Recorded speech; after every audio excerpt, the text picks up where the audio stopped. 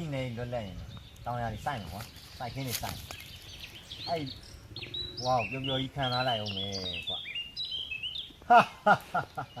ဘာမင်းပြည်နယ်လွတ်တော့မှာဟုတ်လားငါပြည်နယ်လည်းလွတ်လပ်တော့မှာကွာငါပြည်နယ်လွတ်လပ်ရင်ငါလည်းလက်နက်မကင်တော့ပဲငါပြည်နယ်မှာငါလုပ်ချင်တော့လွတ်လပ်ကြီးလုပ်တော့မှာကွာဟာဟဲ့အဲ့လောက်ဒီသိကြီးမှန်တက်မယ်ငါပြည်နယ်လည်းလွတ်လပ်တော့မယ်ကွာဟာမင်းတို့ပြည်နယ်တွေမင်းတို့ပြည်နယ်တွေငါပြည်နယ်ကိုကြည့်သေးလေးပဲကြံတော့တယ်သိတယ်ကွာအသာနေတော့ကွာမင်းတို့စကားတွေကအောက်တန်းကြတယ်ဟာမင်းတို့တော်လိုင်းနားတော့ဟုတ်လားကိုပြည်နယ်ကိုလွတ်လပ်ပြီးရောလားအဲ့ဒါဆိုတို့ဘုံရံလူဖြစ်တဲ့ဖက်စစ်အာနာရှင်စနစ်ကိုဘယ်သူကတိုက်ထုံမှာမလွတ်မြောက်သေးတဲ့နေရာတွေသားပြီးတော့ဘယ်သူတွေကတိုက်ပြီးမှာ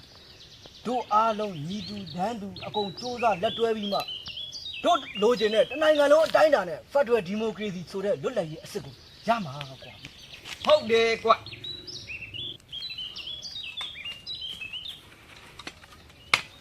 ရဲဘော်ရဲမပြောတဲ့စကားမှန်တယ်ကွာတို့တိုင်းသားညီကိုတွေစီးလုံးမှဖက်ဒရယ်ဒီမိုကရေစီဆိုတာရမှာကွာ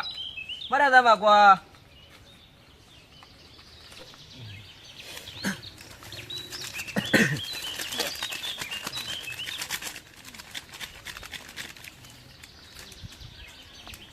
တော်ပြီလားရ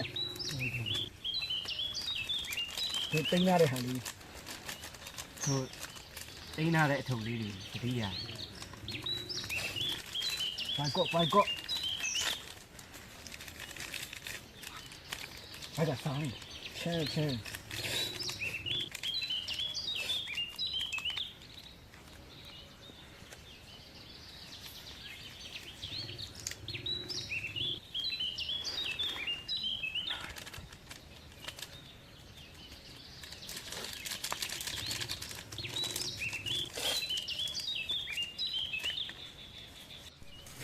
မင်းတို့ငါပြောပြ